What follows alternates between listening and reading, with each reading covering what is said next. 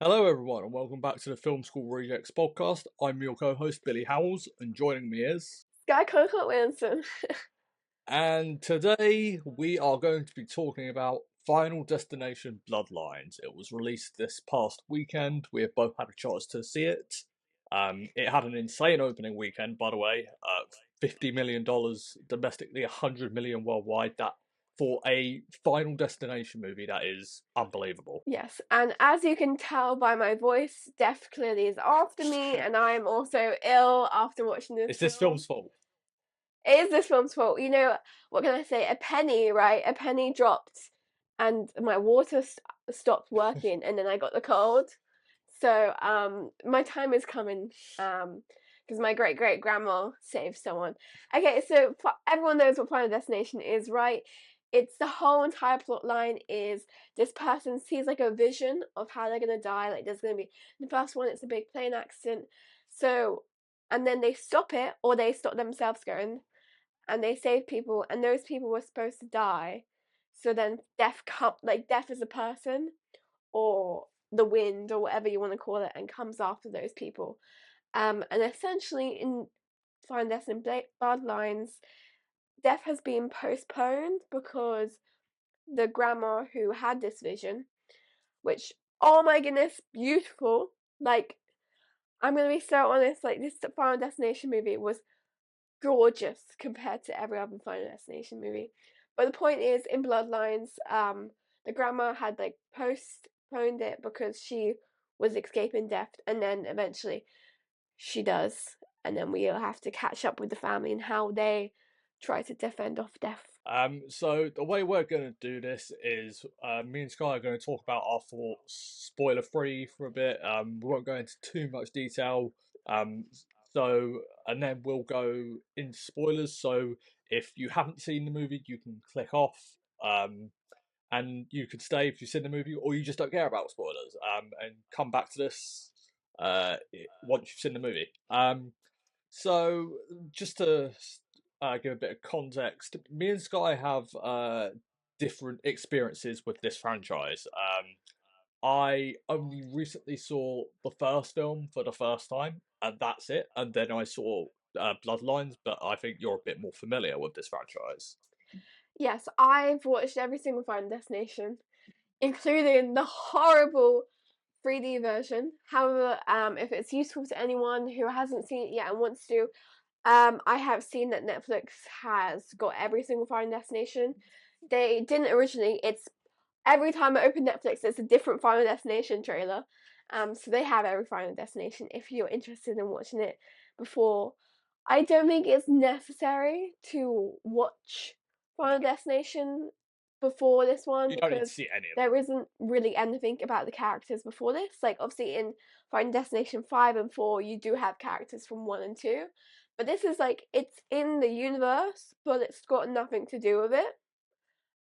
So if you haven't seen it, you don't need to No, see it. I think I saw it with two friends who hadn't seen any of them, and they absolutely loved it. So Yeah, you don't need to see it. It's I love this film. I loved it. What did I? I don't know. You haven't if you haven't seen the other Final Destinations, I don't think you know how much of an improvement in like cinematography this is. Like really, like the other Final Destinations. And I'm not hate. I am hating, right? But one, obviously CGI and everything has like improved by 10 times, right? So being a very cheap horror movie when it is, that they kind of scaved on that a lot, which is fine. Like it's a horror film. You don't have much budget. But it was beautiful. It really was. It was tremendous. It was fast paced. It was really gory. It was everything I wanted in a Final Destination movie. I was very happy. But as someone who's not a Final Destination fan, what was your opinions, Billy? so yeah, going into this, as I said, I'd only seen the first one, and I saw that like a week before seeing this. But I was actually excited for this because the marketing was actually pretty good. Um, Hmm. and this might be the first time I've ever said this on this podcast, but Sky, I agree with you. Oh my goodness, guys, write that down, write that down. What time is it? Okay, it is the 20th of May at 38 past 8. Okay, I'm gonna write that in my diary. I'm gonna write it in my journal. It's gonna go on my It's a website. Billy momentous day. Howe agrees with me. For once in his life. First time. I had a blast with this movie. This Good. movie is just, it's pure fun. It knows exactly what it is. It knows exactly what the audience wants to see, and it delivers. Just the opening scene alone. It Here's the thing I love about this movie, and like especially the opening scene really sets up this movie in such a good way where it has the kills that you're expecting, absolutely. But what this movie does so well, and what the opening scene sets up, is that there's a story here. There's actual characters to care about, and I did not expect that. Oh, I did care about the characters, Yes, right? exactly. I'm gonna be honest. Most time in Final Destination, they're all annoying. I loved it. They were like, I feel like because they were like slightly older, mature Mhm. teenagers as well. But I think I liked the whole family unit thing, Uh-huh. like because they were cousins and everything. I think that added like a different depth to it. Like their loyalty to each other was because they were family, not Uh-huh. because they're just friends that they've made, right? Like friendship ties can be quite fickle, especially when death is involved. When it's your family, I liked it. Also, I The really liked that they had this like insane, like she was like dreaming about this and stuff, and they don't believe her, and then they do, and I was like, yeah, yeah, I like also it. I think just having that family aspect immediately just ups the emotional stakes. Well, we'll talk about spoilers in a bit, but when deaths do happen, it's not it. Although they are so well done, it's like, oh god, this character's dead now. Which I enjoy that first Final Destination film, but I didn't really have that. I it was just fun, whereas I was actually invested in this. I can tell you exactly who died and what character was in this one. Like I was Uh-huh. definitely more like emotionally involved in the Yeah, characters than I've ever been for Final I think Destination. the They're like really they are normally throwaway characters. and again, once we get to the spoiler bit, I'll go into more detail in this. But I think the thing I love the most about the screenplay is how ahead of the audience it constantly is.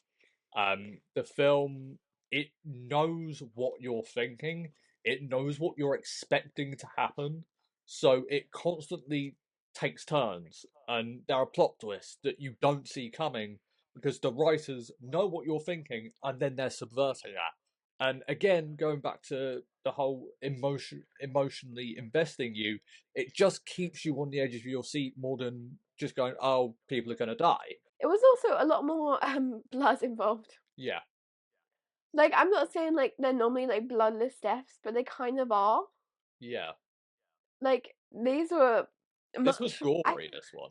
it they really could really get into it with the CGI, and I kind of Yeah, liked it. I kind of it is goofy. Like it's still Final Destination. They yeah, still had the goofiness in it, which was very obvious with the types of like killings that happened in it. yeah.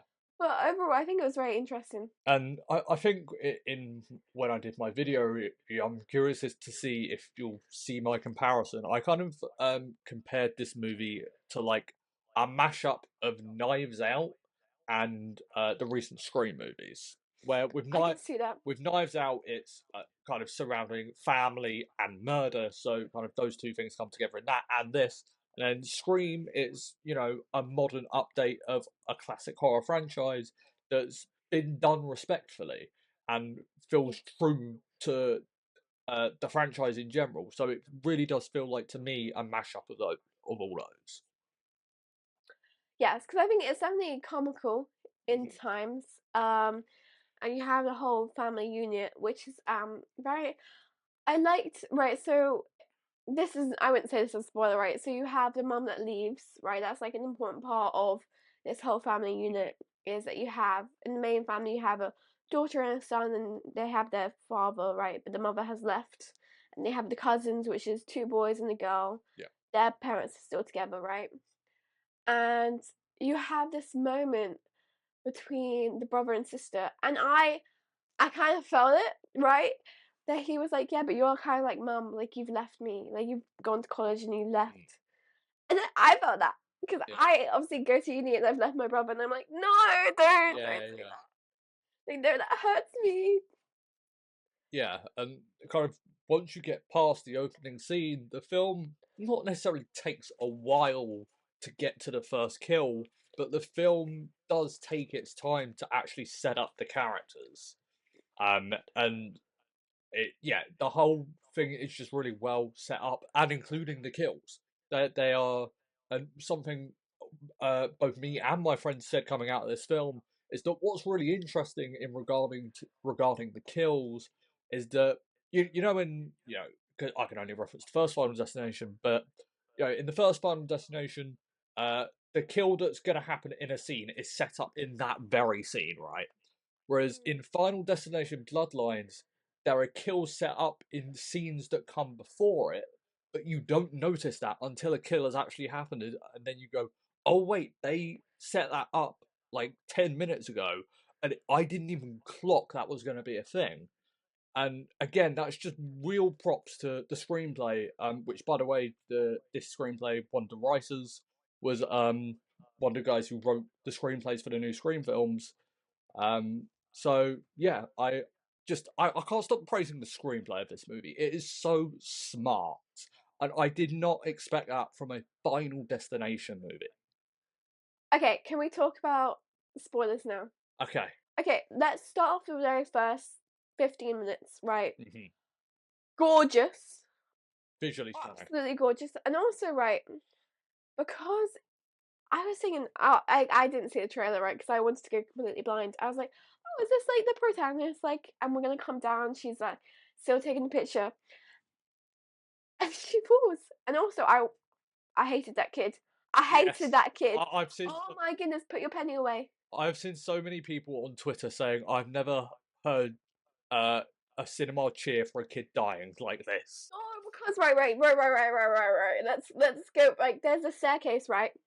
Okay, so it's like a swirly staircase, as you do, and I don't know how it comes off, right? But this big like I don't know if you guys know what an i360 is. It's kind of like that if it was standstill, which is horrendous Yeah. anyway. And then like it's starting breaking, and there's this kid that's it's his fault. He's like throwing a penny, which I mean is so stupid, but it's Final Destination, right? Yeah. Every little tiny consequence.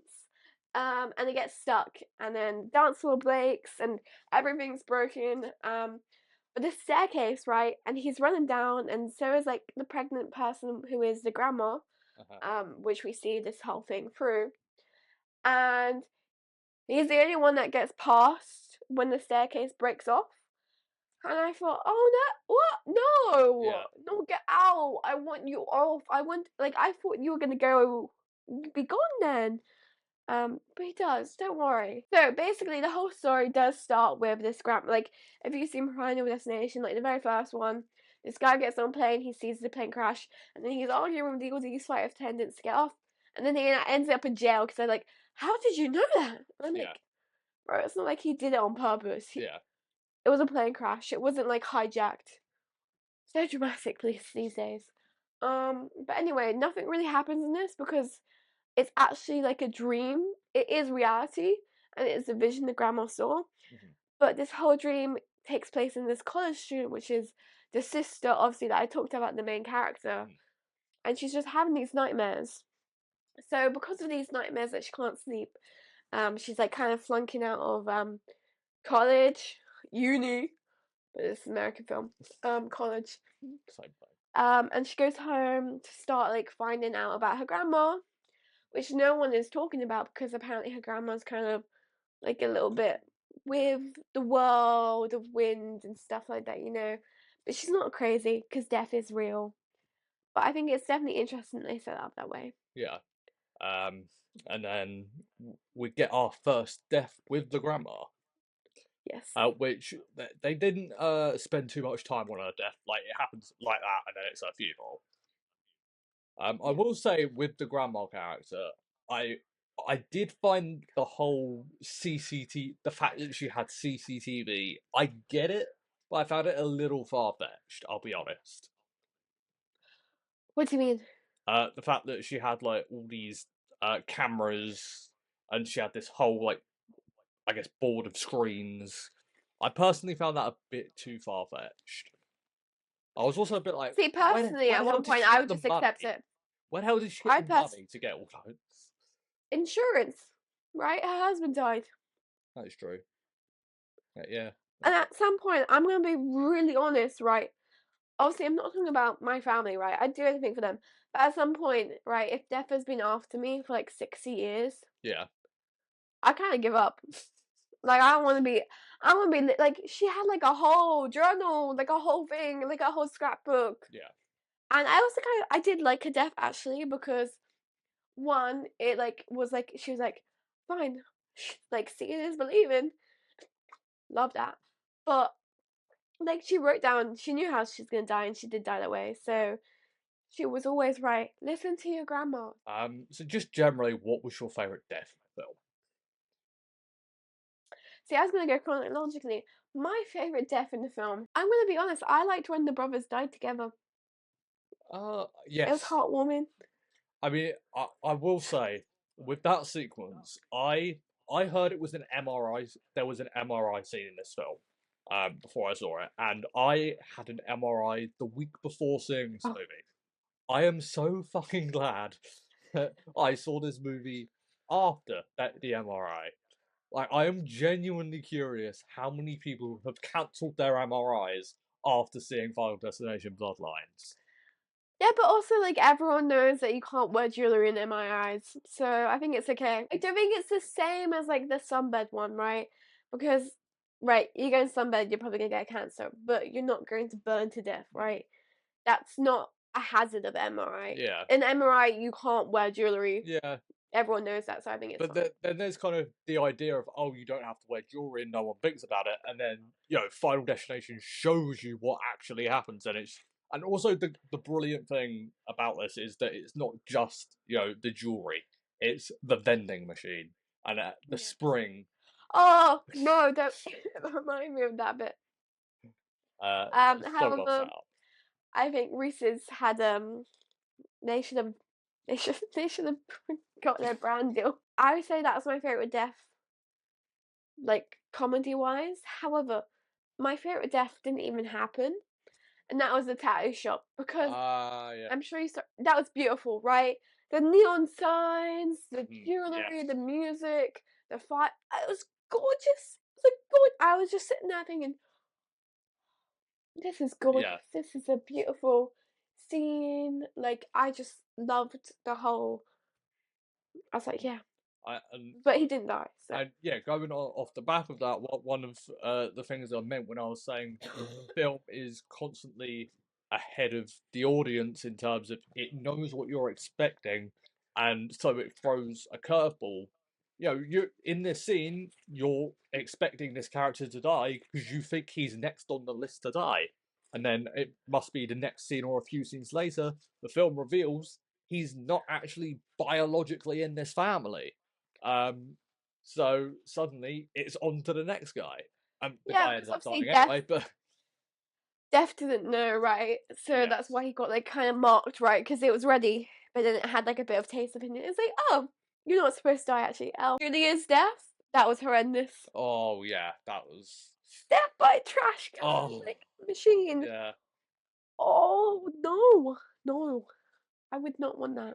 And but all of that is something the film sets up at the beginning of you know when death comes to play, death gets messy. This Yes. film it plays by its own rules, but it does kind of again, it throws so many curveballs, and that whole death begets messy thing is just what keeps you on the edge of your seat story wise, because you feel like you should know what's going to happen because it's a Final Destination movie. But I often found myself going, "What's going to happen?" Yeah, because obviously, right. So the brother does die later, but he only dies because he was messing with death to Mhm. try and save his brother. Like Yes, his whole plan was that he'd eat the peanut butter cup, yes, he will pass away, he'll resuscitate him, and then he's done, yeah, and then we move on. Obviously, Death was like, no, mhm, can't do that to me. yeah. Um, so I think it was a good scene. I liked it. I will say, one of my well, I don't have many, but one of my issues with the film is the third act, and in this is where the mum dies, and I found this sequence to kind of happen way too quickly. It kind of just felt really one and done. It like it's the big third act finale of the film, and it just kind of happens in a bit of a flash, and like I I was don't know. I did like it though. I mean, I was entertained by it, absolutely, but I really felt like that sequence could have done with an extra 5 to 10 minutes to really amp up more tension because it felt like it was amping up tension and then it just ended. I was just like, oh, okay. I do feel like it was so obviously right, the mum so that why the grandma could postpone death, right? So the mum is like, I'll go to her house and I will be the one that lives this life, always thinking about how I could die and all these consequences Mhm. so that my children don't have to deal with this, right? Because then death won't be after her children, which she's making this sacrifice when she hasn't been in their lives. And I think it's also interesting that we do get an insight to why she left. And it's not because she doesn't love her children. It's generally just because she just saw death everywhere, which I think is interesting because we did see it in like the middle act before the dad passes away, right? Like there's this tension that builds around this whole trampoline, and there's like a garden tool underneath the trampoline, and you keep seeing like the brothers almost like bounce Yes, on it, right? And you're just thinking that's like they're gonna that's die it. like that. That's not a nice way. But then she's the one that sees it, Yeah, yeah, and I think that's a nice callback. I kind of like that. yeah. Yeah.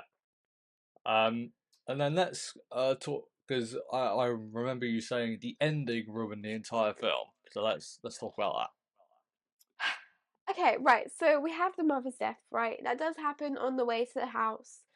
Death is already there, and the house is not protected or safe anymore, and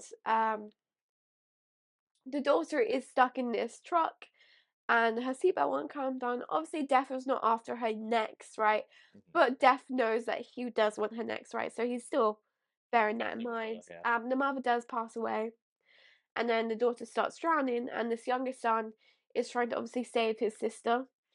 And as I said in the beginning about the brothers that were trying to save each other through resuscitation, right? The whole thing is, oh, okay, so she's drowned, she flatlined, and now he's brought her back to life. Anyway, so we believe that. And I think it's only like a week later, right? Because I don't think prom was like Something that like far that, away. yeah. And then his prom date is like father's like, oh well, she didn't actually flatline, like she Yeah, just kind wasn't of he like passed a out, doctor or right? something like that? Yeah, and they're like, oh, and the penny comes back, and it gets into like a train line. Okay, this is Final Destination. Okay, you gotta roll with it. Gets in the train line, so then the train goes off the track, and then goes for them. And then we have the logs come back because everyone remembers the logs from Final Destination.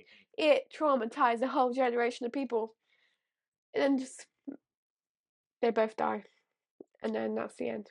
I thought it was a great ending. I thought it was a really strong ending. It was the ending of the 3D one. Really? What? Yeah. Yeah, but Okay, also, in the doesn't 3D everyone one, die at the very end of a Final Destination movie not always. Right, okay, so in the 3D one, I remember that in a cafe, and they're like, oh, we escaped death, and there's like four of them, and then I can't remember exactly what it is. I think it is the truck goes through. I can't really answer this question, but for you, in terms of the Final Destination movies, where does this rank for you? Emotionally, right, I always want to put the first one highest. However, I do think this was a better film, but I kind of disagree with the whole concept of putting remakes first. Hmm. I want to put it first, and I think I haven't updated my Letterboxd. Yeah. I'm going to have to, and I might have to put it first. I mean, I enjoy the first Final Destination, but I think this is by far the better Oh, it's movie. fantastic. And yeah, I mean, But we if have to pay homage to the first one, otherwise it wouldn't exist. very true, very true. Can you guess the Rotten Tomato score for this movie? I'm really curious. Yeah. 39. Let me get up the specific one. You think it's 39? Yeah. No, this movie has a 93% on Rotten Tomatoes. Oh, I was the wrong way around, so I still get it. um, that is It's true. I'm insane. dyslexic. I'm dyslexic, so I meant 93, right? Um, I'm dyslexic. yeah, that.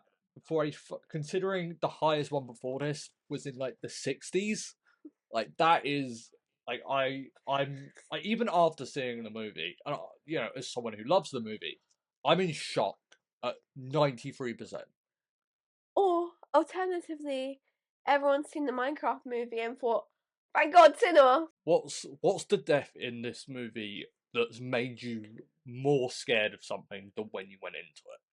That entire scene, right, where he breaks the glass and it goes into the ice, Yeah, and you're just thinking, "Oh my goodness, yeah, like yeah, someone's gonna die this way. That's awful." yeah. And then he stabs the foot on it, and then it goes up the lawnmower. It's not necessarily a death scene, but it's one where someone nearly dies. It's made me never want to get piercings. Well, when the nose. Yeah, yeah. Oh, yeah, I was genuinely thinking that's how he was gonna. I was like, he's gonna like swing around. yeah, Oh, oh. yeah, I would have been worse if it was like a lip one. I think yeah. Oh, that would have been really bad. or if it was an ear one. Like, surely that Yeah, ear just tears off. but people live without their ears. True, but it would have been more gory. So yeah, that's it from us. Thank you for watching us listening. You can catch us on YouTube, Spotify, and then we do clips of our podcast on TikTok. Thank you for watching. I've been Billy Howells, I've been Skye Williamson. and we'll see you next time. Bye. Bye.